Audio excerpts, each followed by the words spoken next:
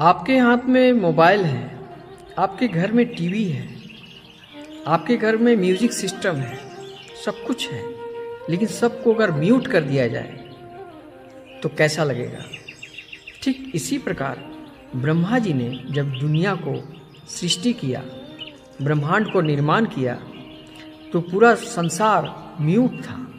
एक दूसरे में अपनी मन की बात बोल नहीं पाते थे, कोई पक्षी चहचहा नहीं रहे थे, कहीं भी कोई प्रकार का साउंड नहीं था। इस प्रकार पूरी दुनिया एक म्यूट दुनिया थी, जिसके बिना संसार बिल्कुल बेकार सा था।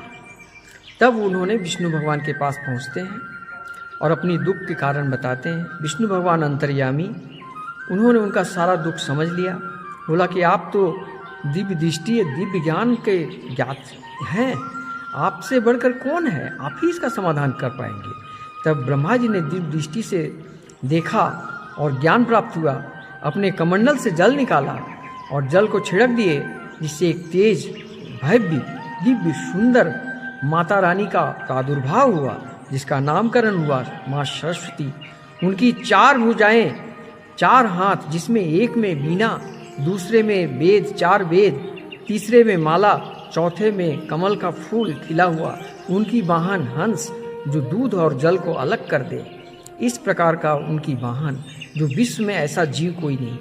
फिर वो पूरे संसार में कला, संस्कृति, साहित्य, संगीत, भाषा, स्वर दिए।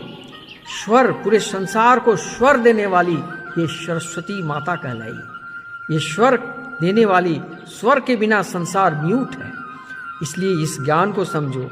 तब उस दिन, जिस दिन वो प्रादुर्भाव हुआ था, उस दिन माघ महीने का श्री पंचमी तिथि थी। उसी समय श्री ब्रह्मा, विष्णु, महेश सब देवताओं ने उनकी पूजन किया और वही पूजा शुरू हुआ, जो आज भी तमाम छात्र, ज्ञान प्राप्त करने के राह में चलने वाले स्टूडेंट उसी दिन शुक्ल पक्ष, माघ शुक्ल पक्ष पंचमी को ये पूजा करते हैं और इससे ज्ञान प्राप्त करते हैं। मनुष्य संसार में सब हैं, लेकिन जो उसके हृदय में ज्ञान नहीं है, उसका कोई कीमत नहीं है। यह अंधकार जीवन, अंधकार से उत्पन्न होता है अज्ञान, अज्ञान से उत्पन्न होता है अहंकार, जिसमें मूल समूल नष्ट हो जाते हैं। इसलिए ज्ञान को प्राप्त करने के लिए आपको सरस्वती पूजा करना चाहिए। और आज के तमाम छात्र, सारा जगत छात्र है, और जो सरस्वती पूजा के पूजन करते हैं, कला, संस्कृति, साहित्य, उनके हृदय में ज्ञान